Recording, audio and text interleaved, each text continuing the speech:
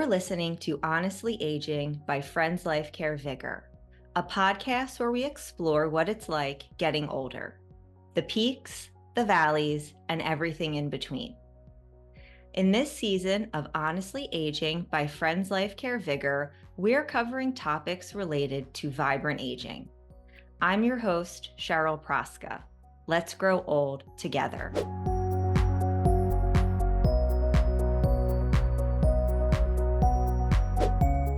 On today's episode, I'm joined by Colleen Kanaan Bertrand, who is a wellness professional helping companies meet targets while respecting human physiology and psychology. Colleen holds an MBA from Case Western Reserve University and earned an Organizational Development Consulting and Change Leadership Executive Certificate from Georgetown University. She is also certified by Yoga Alliance and Tiny Habits Academy. A lifelong learner, Colleen brings a variety of tools to client engagements. In recent years, she's been a student of Nonviolent Communication and the Center for Courage and Renewal's Circles of Trust process.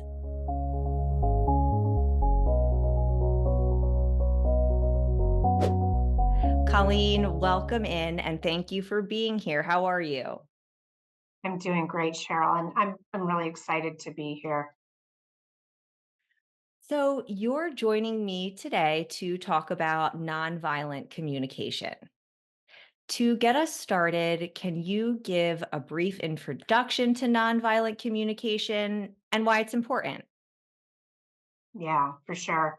So, nonviolent communication was developed by Dr. Marshall Rosenberg. He, in like the late 1960s, early 1970s, went into public schools and was working on desegregation, conflict resolution, and he realized there was such a need for communication skills in the work he was doing. And so he developed this communication model, but honestly, it really is a philosophical approach.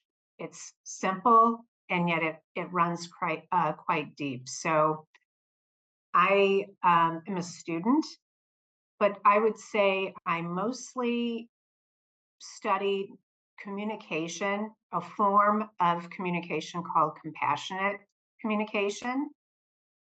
Very, very influenced, I would say, adjacent to NVC. I'll call it NVC for short. But it's important to just note, Cheryl, there's hundreds of certified NVC trainers. So it's a very highly developed tool at this point, used in all sectors. And I I bumped against it when I was a yoga teacher. And there was a book called What We Say Matters. And it was written by a husband and wife, Judith and Ike Lassiter. And I remember just hearing of that book and reading it. It's a very famous yoga teacher, and her husband, I think, is either a mediator or attorney. And it was just a little glimpse into, oh, wow, relationships and communication could go a lot differently than trying to win the case or present something so clearly that the other person is influenced and says, oh, yeah, right, I see your approach. And so that was really kind of the first step in to NVC. And that was about 20 years ago. So it continues. And the title of that book, I wrote a note down, Words Create Worlds. And that was something that was strongly communicated when I was getting my master's in organizational development and leadership, and that focus of being mindful of what you're saying and how you're communicating. So everything that we're going to be talking about is just oh so interesting to me, and I know I'll be able to apply it in my day-to-day life. We can geek out together, Cheryl. Perfect. So, could you walk us through the four key components of nonviolent communication? I have them written down for our audience so they know it's observation, feelings, needs, and requests. Yes. And it sounds so simple. It's like, wow, I've got these 4 steps, but life has a way of making it a little bit complicated. Something to keep in mind as well when we're communicating, there's a self connection. And so I'm connected to my own feelings and needs, but I'm also paying attention to what's going on with you. Whether we discuss it or not, I might just be attuning and, oh, wow, I think this is going on. Depending on the relationship, I actually might ask, you seem like maybe that was upsetting to you, and you might try to find out more. So, observation, this is like the facts, just the facts. So, if there was a camera recording what happened, Mm. that would be the observation.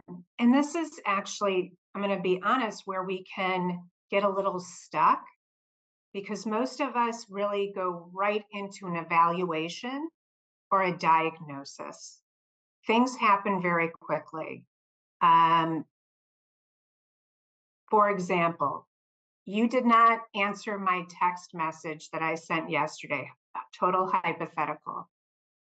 You ignored me. You ignored my text message. There's a way in which we can layer on, and this happens just really just because of our own histories.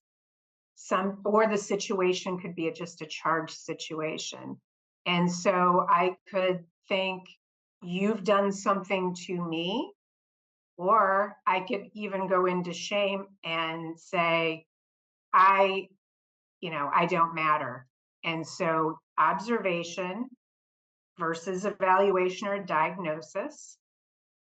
And then we go into feelings. And here's another place where um, most of us, and it's getting better, I would say, with the younger generation, we have a very narrow band of emotions that we're pretty fluent with.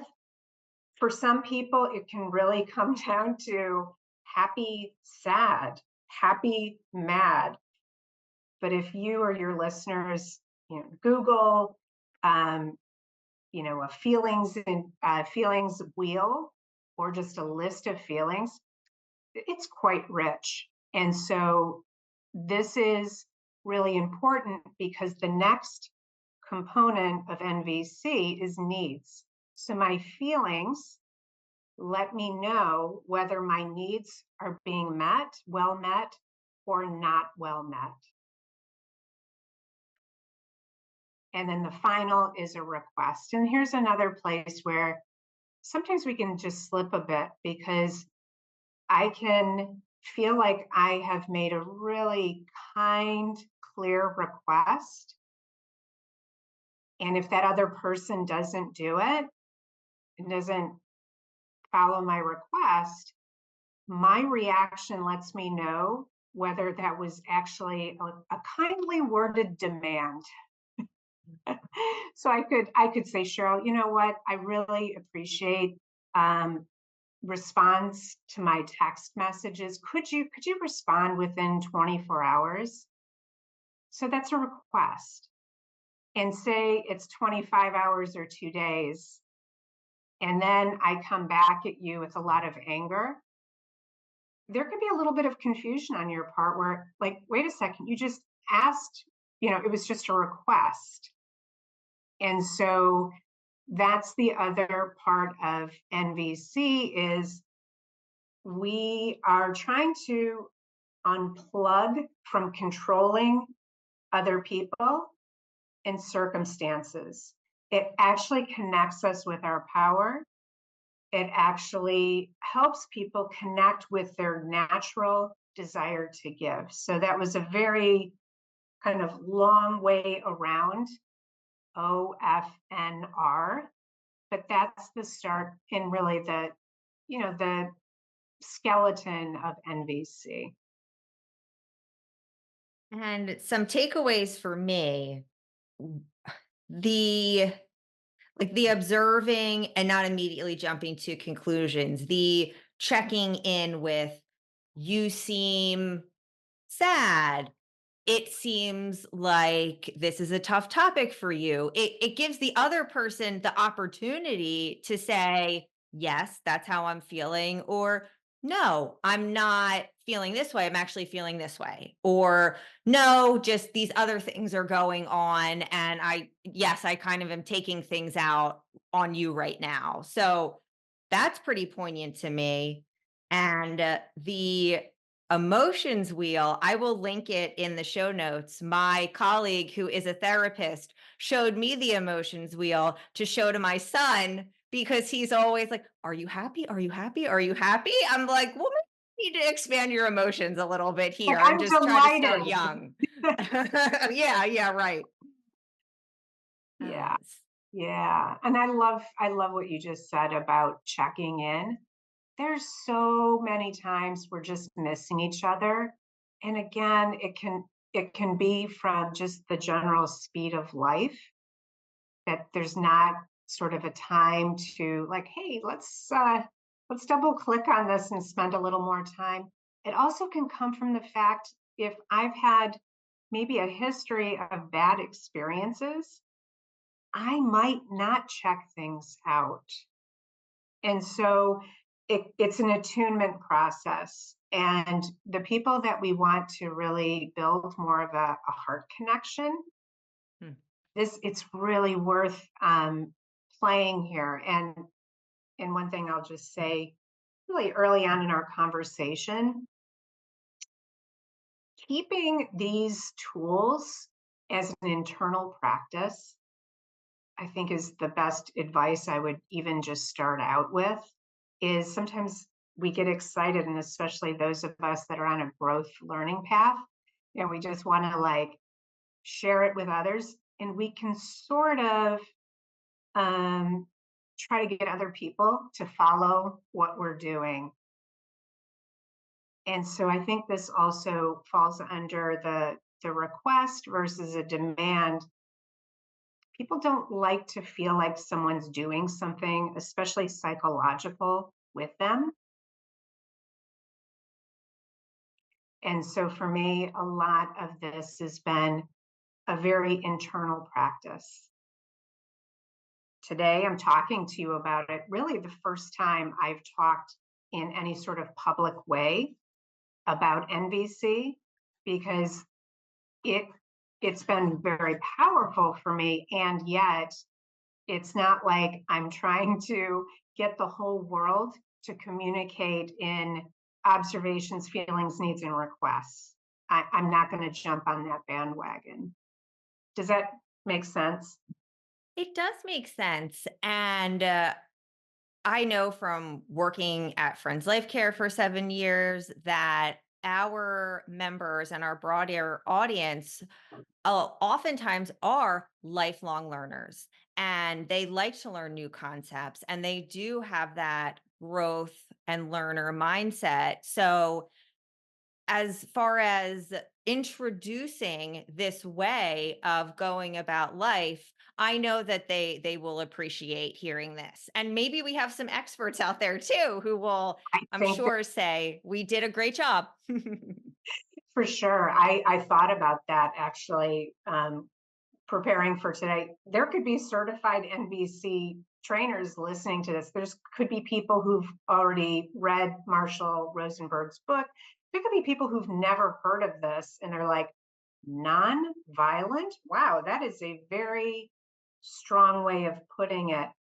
And I'm wondering, another sort of underpinning of nonviolent communication I'll bring in is there is Marshall Rosenberg was really committed to connecting to people's inherent goodness. And so this really does layer on with Quaker values, where there is within each of us that human aspect. And that's really we're trying to kind of get past some of these layers and judgments and reactions to get to that place. Another reason why we want to drop demand energy from our interactions is people joyfully give when it's a gift. Would you prefer to age independently in your own home or live in a nursing facility? I know what I'd rather do. Friends Life Care membership offers just that. Plan today for a future lived at home with vitality, independence, growth, and resilience while protecting your savings. Learn about your options at a free seminar or webinar. Register at friendslifecare.org/register or call 215-628-8964. So in what areas of life can we start trying to apply nonviolent communication? Yeah. So it can fit into all areas of our life because everything is a relationship. Um, I think it could be even useful for listeners to just pause a second and think about a recent interaction. I would say not something super upsetting, but something maybe that just provoked some sort of sensation. Sometimes, even when we're developing our literacy with feelings, just start with the body sensation. And even if you can listen to this and pause it and just write out a quick description, not necessarily in that observation. Let your inner judge or your, as Marshall Rosenberg would say, your jackal, let your jackal go for a run, get it out. Because another thing that is super important, especially those of us who are really striving to be kind and honest in our life, is we kind of tamp ourselves down. And then there can be a way in which we don't matter to ourselves, or we don't take our own feelings very seriously. So if your listeners want to write down a scenario, they can do that. And then the second step would just, what is that very short observation?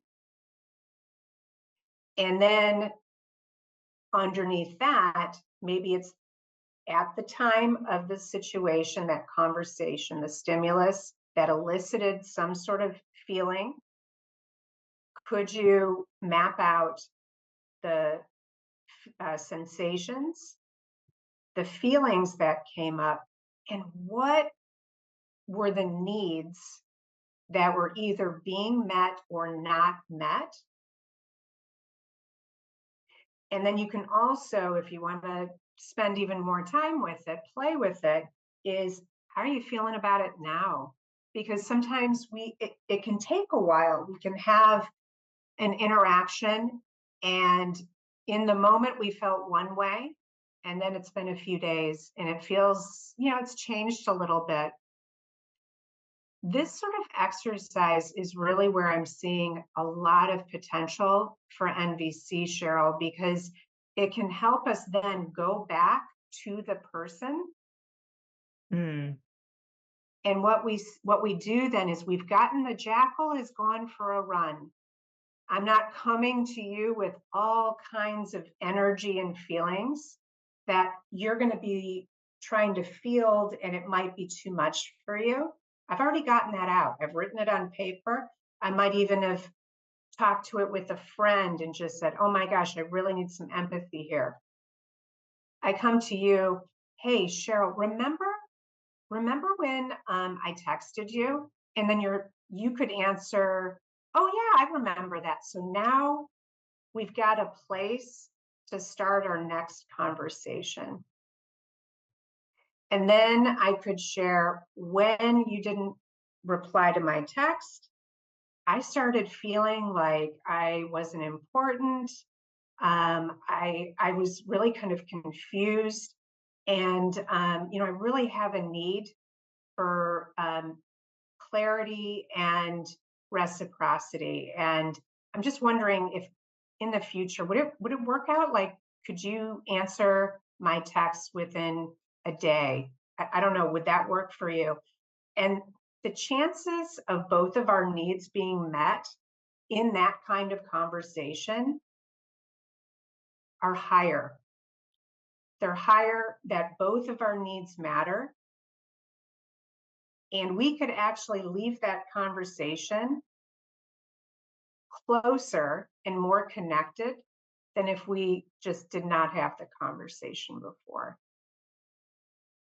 And the texting scenario, it could happen to anyone. The majority of people are texting, and some people reply right away.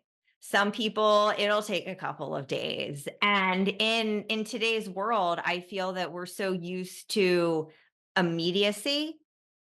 Yes, So your expectation might not be getting met. However, it's only my own expectation of when this other person should be replying to me. So I just feel that it's something that all of our listeners could apply to their lives, this particular scenario. And with texting, you don't know what the other person is feeling. You have no idea what's going on. It's just all over a device. it's all over a device. And I think what you're pointing to is we have all kinds of stories about what is happening. And when we don't go back to the other person and check out those stories and get more data, that can drive a wedge. That can drive a wedge. It can cause more Mhm. misunderstanding. Um, Something that has really um, motivated me to study compassionate communication more in the past years. A lot of sort of um, relationships kind of cooling during the pandemic. And in this context of a politically polarized environment, so many things, so many relationships where we're just not quite connecting. And for many of them, I don't want to let those relationships go. And I'm certainly not going to let them go without checking out what's going on with the other person, or without maybe vulnerably sharing what's going on inside of me. That's another thing that I really have had to almost like relearn, because I sort of kept things close to the vest, played my cards close. And so, and especially if I'm anticipating some sort of hurt or disappointment or judgment, I might not even share what's going on inside of me. So this is, this is a lot of, it's a courageous sort of communication tool and worth it. And I know that coming out of the pandemic, well, if we can call it coming out of, or maybe on the other side of it, that other people are dealing with exactly what you're talking about. So I'm curious whether you can, so encouraging people to give this a try. Um, how else might nonviolent communication improve personal relationships and also I'm thinking professional relationships? Absolutely. Um, Before I jump to professional, Hmm. there's a way that NVC can even just improve my self relationship. So you mentioned the feelings list. I can't tell Mhm. you how surprising it is, how really not quite aware of what's going on inside of me that journey has been.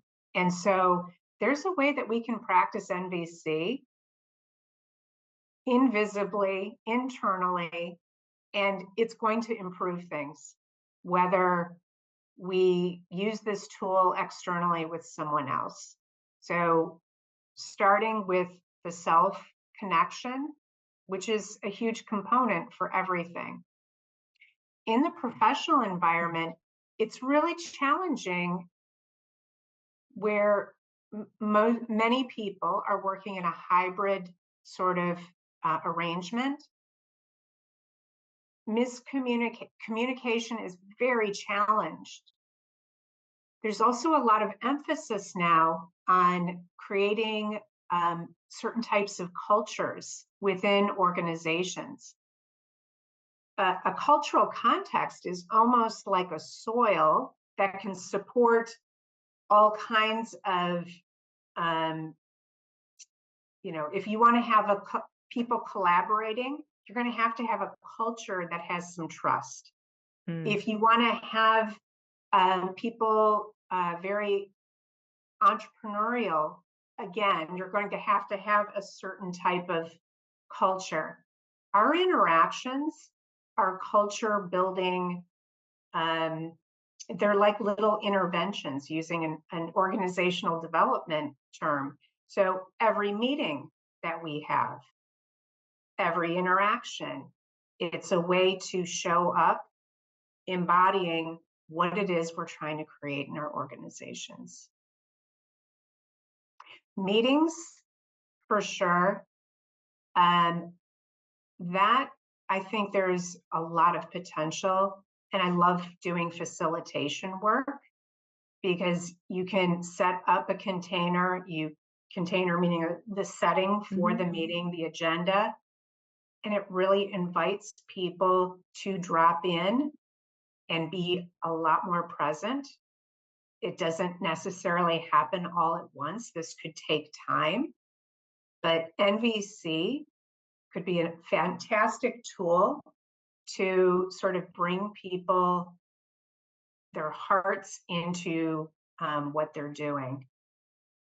Even if it's not expressed in feelings and needs, these are terms that might culturally just, it might just not make sense in that context, but it's really the energy underneath the words.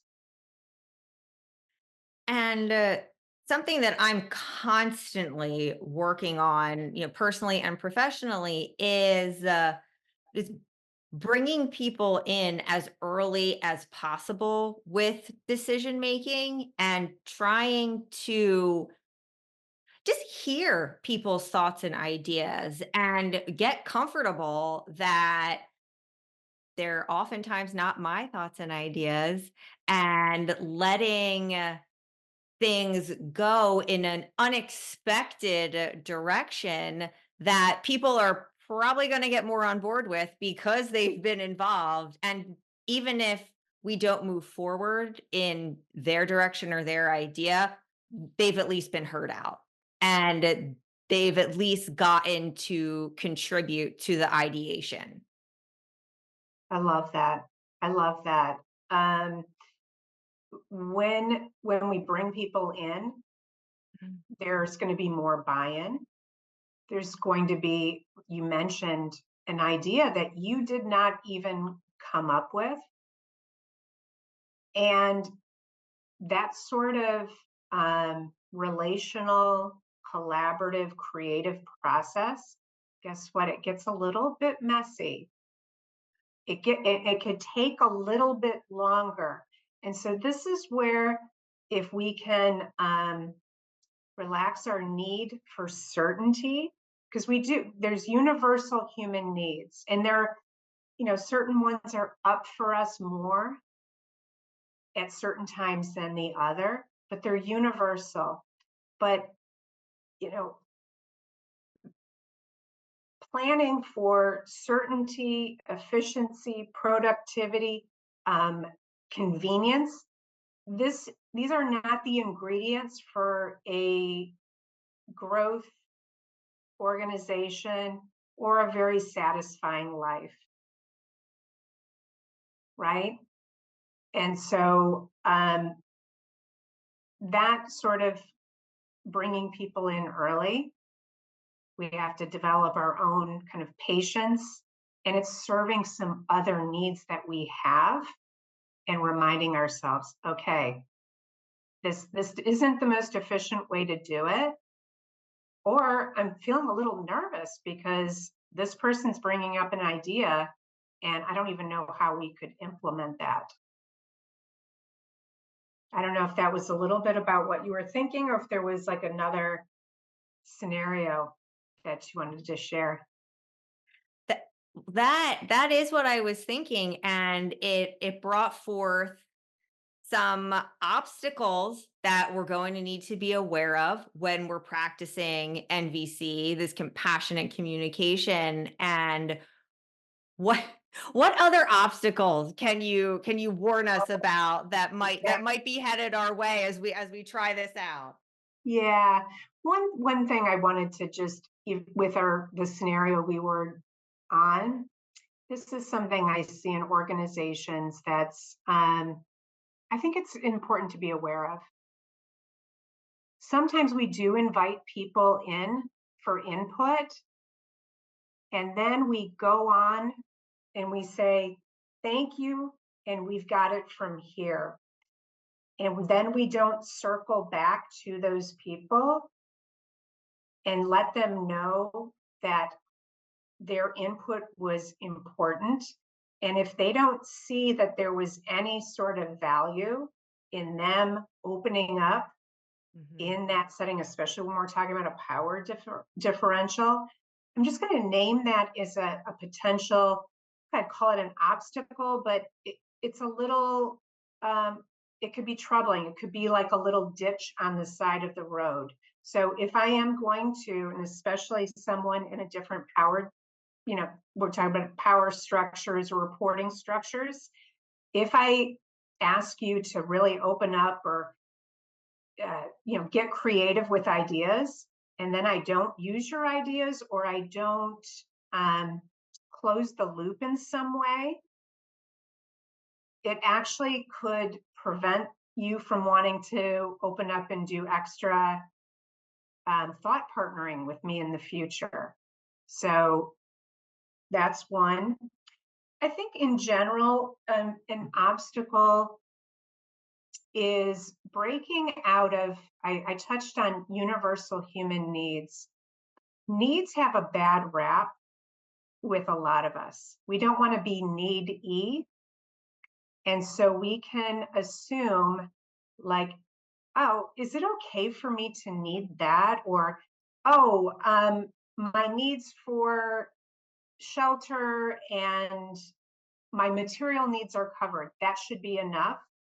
And we don't quite pay attention enough to some connection needs, mattering needs, validation, all of these sort of softer human needs. So where I'm going with this is we have to acknowledge that we're human. We have needs, and even someone who is an obstacle to, something that we want to get done, or someone that we even think of as an enemy, they are human too. And so enemy imaging is a term that Marshall Rosenberg used. And I can't tell you, Cheryl, it's really, I find it in myself. This is another reflection process where someone could be doing something. And I think there's incredible harm in maybe what they're doing. And then I have to remember not to make them an enemy. And so enemy imaging is a huge block. So we've touched a little bit on feelings. We think our feelings a lot too. So in addition to not sort of have a fluency, we can say, well, I feel you're insensitive. I feel you're this, or I think it sounds like we're speaking from our feelings, and yet there is no sort of life connection there. My compassionate communication teacher, Yvette Erasmus, and I think you'll have some notes in the show notes. One of her lists is faux feelings, as in false, FAUX.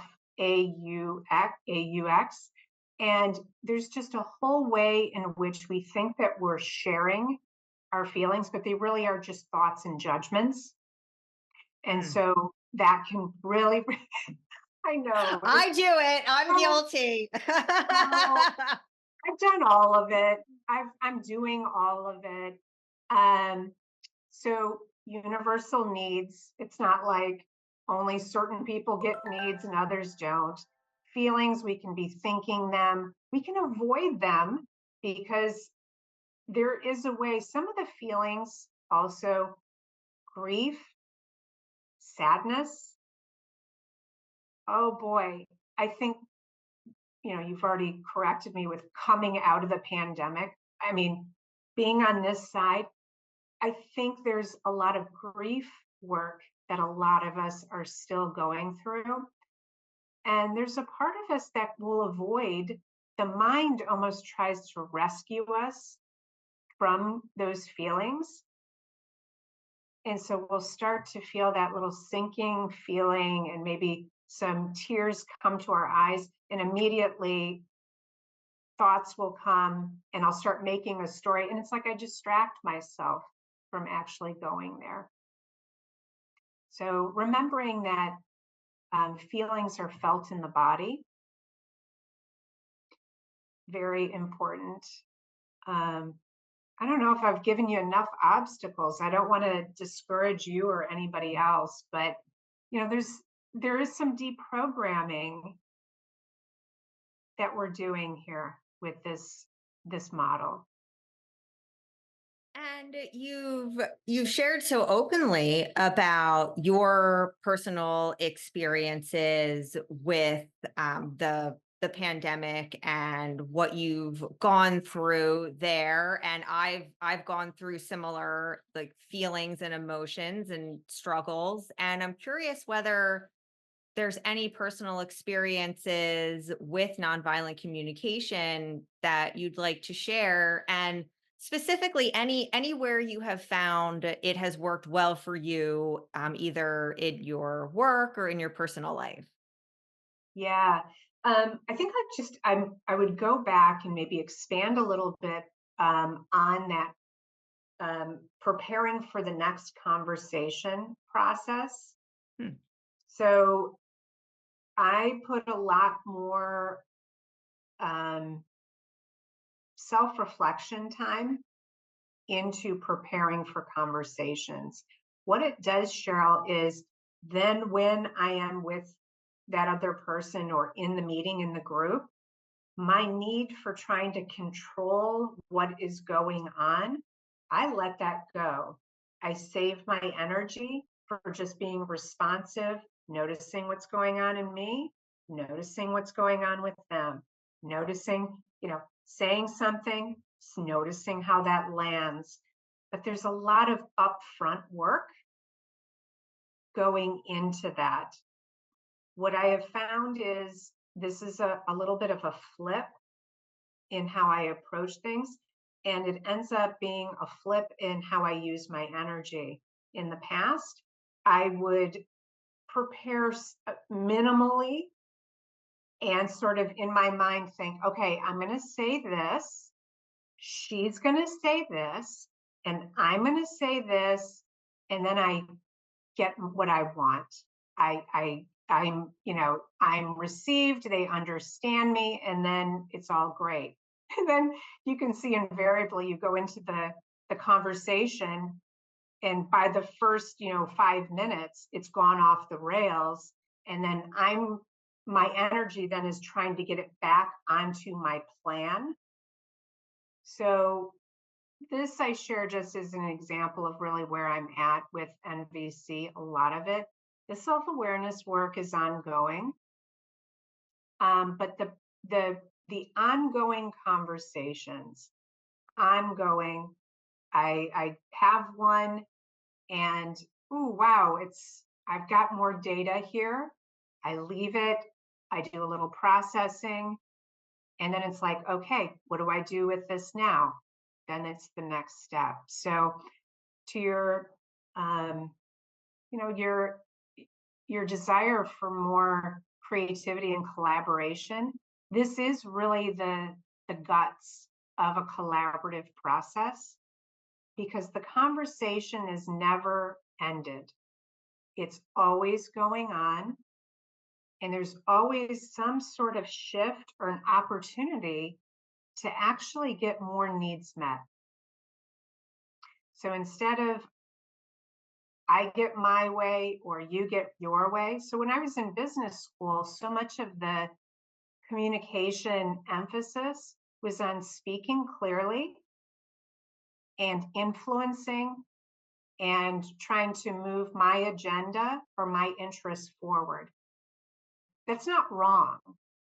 It's just if you're trying to build relationships, that will come at a very high cost because the other person either has to comply with what I've put forward, or I lose, they win, Mm. and there's cost. It's a very costly approach to interactions.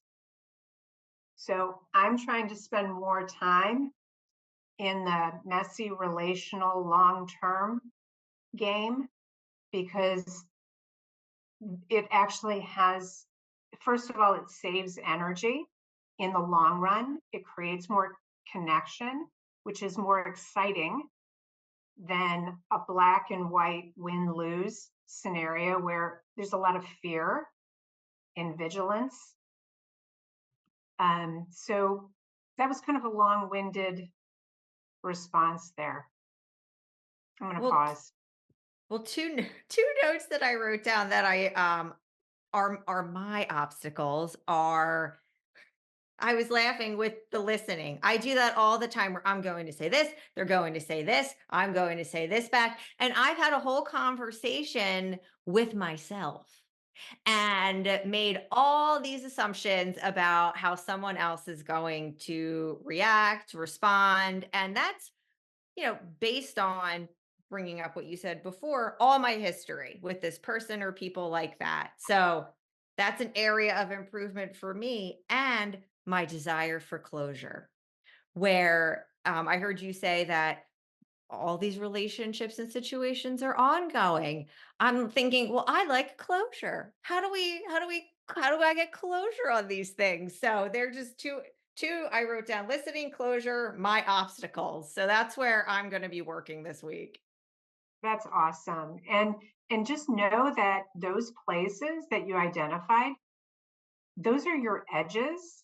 And that's actually where all the growth and the transformation is going to happen. And so that reframe gives you, the energy to lean into that. When we know that it's going to open up and actually there's going to be, I'm going to use a really kind of lofty word, it's going to liberate us. Hmm.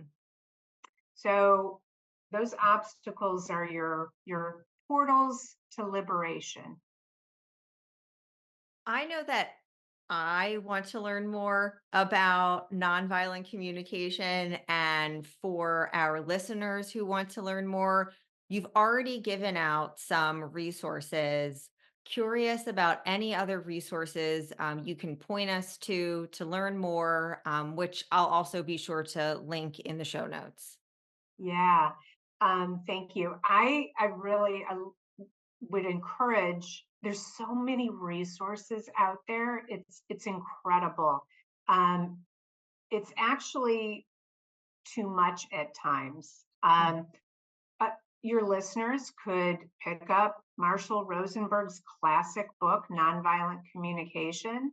But I think what I would do is actually go on to um, maybe YouTube.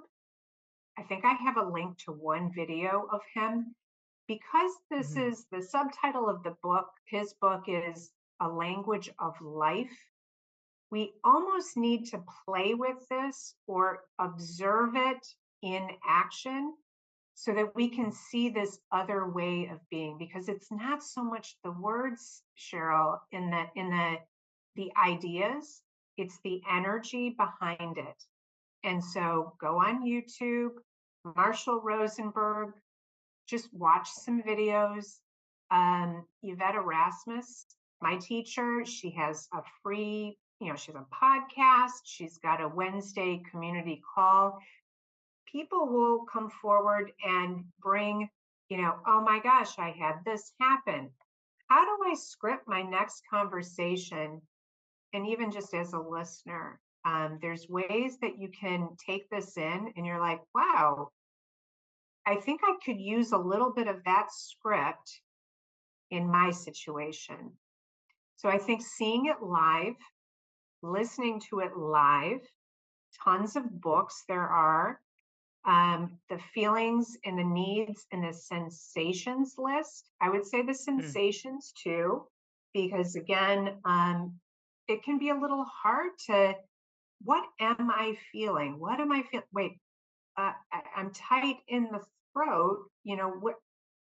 It'll help you sort of get yourself to that list. So I think printing out these lists and then just doing check-ins is a great way. There's the Center for Nonviolent Communication.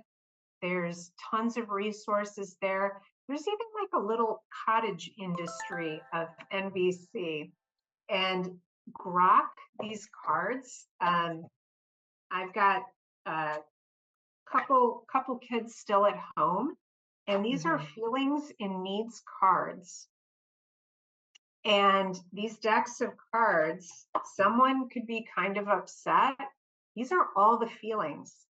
I mean, that's how many. So we've got everything from, furious, sad, relieved, tender, very, very nuanced, specific. Why is that important? The more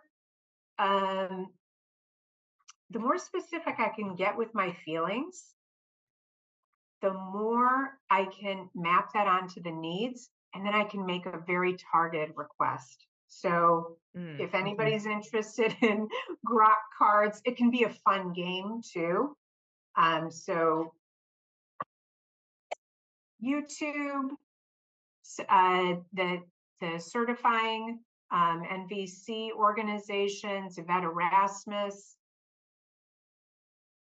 I think that's a good place to start. And really, it's your listeners. They're going to listen, and they're going to, if it resonates, they can do something right now, and they can and start taking some sort of investigation or action on it. Other people, it's like, oh, maybe. And, it could be something later on that they follow up on. So thank you for sharing all those resources. You too are a resource, and I'd love for you to share whatever else you might want to about the consulting work that you do. Thank you so much, Cheryl. Yeah, I can be reached on LinkedIn. That's the only social that I'm on professionally. Colleen Kanaan Bertrand at gmail.com. It's kind of a lot of letters. You could even text me 202-641-8336.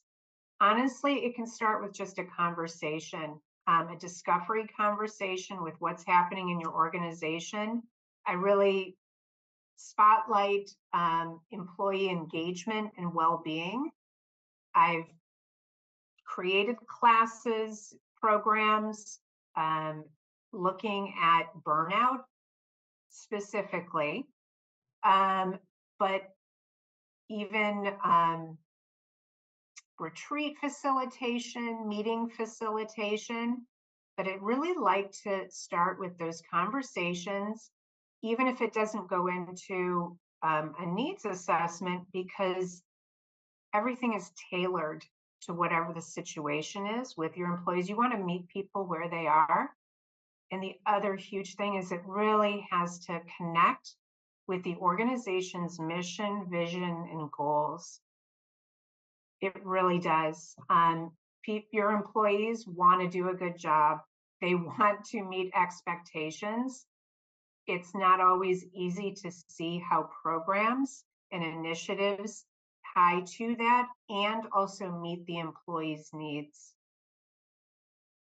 So text me, email me, find me on LinkedIn. I also have a website, ColleenBertrand.com. And I will put all that information in the show notes. You've given me so much to think about, so much to work on, edges of improvement. Yeah. And I'm so grateful for your time and your generosity today. It's been a pleasure. The pleasure has been mine. I love it. And our conversation can continue. Thank you for listening to Honestly Aging by Friends Life Care VigR, a unique program focused on aging with vitality, independence, growth, and resilience. You can find links and show notes from this episode on our website at friendslifecare.org/podcast. Thank you to Colleen Kanaan Bertrand for joining us today. You can learn more about Colleen by visiting ColleenBertrand.com and LinkedIn. If you like our show, please rate, review, subscribe, and join us next time. To learn more about aging with vitality, independence, growth, and resilience, subscribe to our blog at friendslifecare.org/blog.